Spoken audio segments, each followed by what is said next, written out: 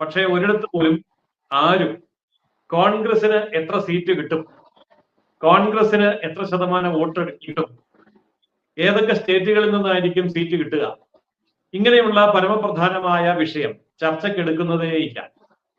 അതിന്റെ പിന്നിൽ ഒരു വലിയ അജണ്ട, മാധ്യമ അജണ്ട ഉണ്ട്. കാരണം ആ വിഷയം ചർച്ചയ്ക്കെടുത്താൽ കോൺഗ്രസിന്റെ കള്ളി വെളിച്ചത്താവും. കാരണം ഓരോ സംസ്ഥാനമെടുത്ത് വളരെ വ്യക്തമായി നമ്മൾ പരിശോധിക്കുമ്പോൾ NDA മുന്നണിയിലെ ഘടകകക്ഷികളും അവയ്ക്ക് കിട്ടുന്ന വോട്ടിംഗ് പെർസെന്റേജും പരിശോധിക്കുമ്പോൾ കോൺഗ്രസിന്റെ ഈ അവകാശവാദം മുഴുവൻ പൊളിയും. ഏതായാലും നമ്മൾ ഇന്ന് ഈ ചർച്ച ചെയ്യുന്ന വിഷയത്തിൽ നമുക്ക് ആദ്യമായി പരിശോധിക്കേണ്ടത് കോൺഗ്രസിന് അതുപോലെ BJPക്ക് എത്ര ശതമാനം വോട്ടുണ്ട്, നമുക്ക് അവിടെ നിന്ന് തുടങ്ങാം എന്ന് കരുതുന്നു. ഇപ്പോൾ BJPക്ക് കഴിഞ്ഞ ലോക്സഭാ തെരഞ്ഞെടുപ്പിൽ